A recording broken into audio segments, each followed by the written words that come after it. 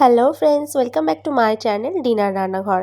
আজকে আমি তোমাদের করে দেখাবো মসুরির ডাল। আমি এইভাবে রান্না করে খাই, খুব ভালো লাগে খেতে, তাই কিন্তু তোমাদের সাথে রেসিপিটা শেয়ার করলাম। অনেকে তো অনেক রকমভাবেই ডাল খায়, একবার এরকমভাবে ডাল বানিয়ে খেও, আশা করি তোমাদেরও খুব ভালো লাগবে, যেমন আমার ভালো লেগেছে। এখানে আমি বেশ খানিকটা মসুরির ডাল নিয়ে নিয়েছি, সেটা আমি 1 ঘন্টা আগে ভিজিয়ে রেখেছিলাম। তারপরে ভালো করে ধুয়ে ভিজিয়ে রেখেছিলাম। তারপরে এই ডালের মধ্যে দিয়ে নিলাম একটা কুচনো পেঁয়াজ, একটা টমেটো, আর কাঁচা লঙ্কা, আর দিয়ে নিলাম একটা বড় সাইজের আলু। যেরকম করে আমরা আলু ভাজি কাটি ঠিক সেইভাবে কিন্তু আলুটাকে কেটে নিয়েছি। তারপরে দিয়ে নেব 1 টেবিল চামচ মতো আদা রসুন পেস্ট, আর দিয়ে নেব এখানে 1/2 টেবিল চামচ লঙ্কার গুঁড়ো, 1/2 টেবিল চামচ হলুদ গুঁড়ো, 1/2 টেবিল চামচ জিরে গুঁড়ো, 1/2 টেবিল চামচ ধনিয়া গুঁড়ো, আর দিয়ে নেব কিন্তু স্বাদ অনুযায়ী লবণ, আর একটা গোটা তেজপাতা ছিঁড়ে দিয়ে নিয়েছি। আর এখানে দিয়ে নেব কিন্তু সর্ষের তেল, তোমরা চাইলে রিফাইন তেলও ইউজ করতে পারো। একবার আমার কথা শুনে এইভাবে ডাল রান্না করে খেও, আশা করি তোমাদেরও খুব ভালো লাগবে খেতে। সবসময় তো একই রকম ডাল খেতে কারোরই ভালো লাগে না, এই ডালটা খেতে কিন্তু ভীষণ ভালো লাগে। আমরা রেস্টুরেন্টেও কিন্তু এইভাবে ডাল খেয়ে থাকি, কিন্তু বুঝতে পারি না যে কিভাবে বানিয়ে থাকে তারা। তাই আজকে আমি তোমাদের করে দেখালাম, এইভাবে কিন্তু তোমরা বাড়িতে বানিয়ে খেও। এটা ভাতের সাথে, রুটির সাথে, পরোটার সাথে, যে কোনো সাথে, কিছুর সাথেই চলে যায়। খুব টেস্টি লাগে কিন্তু খেতে, আর শুধু শুধুও কিন্তু ভীষণ ভালো লাগে খেতে।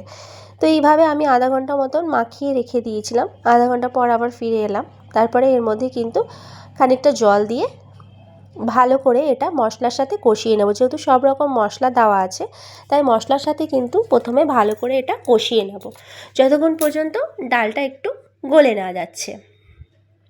তারপরে যখন কষানো হয়ে যাবে, তারপরে এর মধ্যে দিয়ে নেব জল। তোমরা ডালে যে যেমন ঘনত্ব রাখতে চাও সেরকম সেরকমই জল দিয়ে নেবে। তো এই ডালটা কিন্তু খুব একটা পাতলা হয় না, এটা ঘনই হয়। তোমরা চাইলে পাতলাও করতে পারো, তবে এমনভাবে জলটা দেবে যেন সেই জলের মধ্যেই যেন ডালটা গলে যায়, এক্সট্রা কোনো আর জল দিতে না হয়। তারপরে এইভাবে কিন্তু ডালটা এখন শুধু ফুটিয়ে নেব। দেখতেই পাচ্ছ, ফুটিয়ে নেওয়ার পর ডালটা কিন্তু বেশ খানিকটা পাতলা হয়ে এসছে। আমি ডালের ঘনত্বটা এরকমই রাখবো। এখন কিন্তু আলু, ডাল সব কিছু গলে গেছে। তারপরে একটা ফোড়ন রেডি করব। তোমাদের যদি আমার রান্নাগুলো ভালো লাগে তাহলে কিন্তু অবশ্যই লাইক কমেন্ট করো, আর বন্ধুদের সাথে দেখার জন্য শেয়ার করে নিও। আর যদি রান্নাটা কোনো অংশে মনে ধরে থাকে তাহলে কিন্তু আমার চ্যানেলটাকে সাবস্ক্রাইব করে নিও। নতুন বন্ধুদের আমন্ত্রণ রইল আমার চ্যানেলে, তারা আমার চ্যানেলে এসে সাবস্ক্রাইব করে পাশের বেল আইকনটা প্রেস করে আমার সঙ্গে থেকে যেও। পুরাতন বন্ধুদের অসংখ্য ধন্যবাদ। তারপরে একটা ফোড়ন রেডি করলাম, যেটার মধ্যে সাদা তেল দিয়ে আমি এখানে রসুন কুচি, শুকনো লঙ্কা, জিরে আর পেঁয়াজ ভালো করে লাল লাল করে ভেজে নিলাম।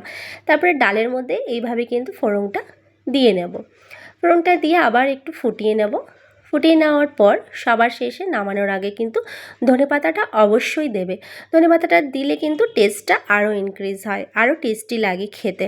এইভাবে তোমরা আমার কথা শুনে একবার ডাল রান্না করে খেও, আর আমাকে লাইক কমেন্ট করে কিন্তু অবশ্যই জানিও।